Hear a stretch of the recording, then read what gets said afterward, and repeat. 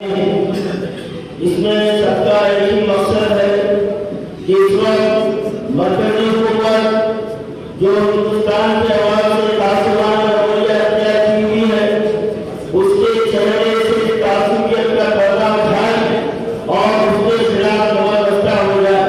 और मैं यहाँ एक बात कहना चाहता हूँ कि ये वक्त किसी जमात को देखना नहीं है और किसी जमात की वापसी को देखना नहीं है, बल्कि हर हिंदुस्तानी का ये फर्ज है कि जालिम हुकूमत के खिलाफ या इसके खिलाफ जो मजहब जमा करने और इसके मुकाबले के लिए तैयार हो जाए।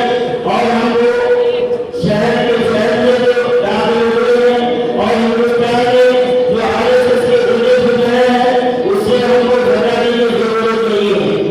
और अल्हम्दुलिल्लाह तमाम हिंदुस्तान के अवाम इस मुट्ठीबंद मुकाबलों के मकसद को जानते हैं और यकीनन सब मिलकर इन फिरका परस्ताना इनके अज़ाम को बिल्कुल नाकाम बनाएंगे और हम सब मिलकर इसका मुकाबला करेंगे। जैसा कि आज़ादी से पहले किसी ने शेर कहा था, मैं समझता हूँ वो जवाब आ गया है, वक्त आ गया है, हम भी इसी शेर में निकाल रहेंगे। इस सरफरोशी की तमन्ना अब हमारे दिल में है, सरफरोशी की तमन्ना अब हमारे दिल में है।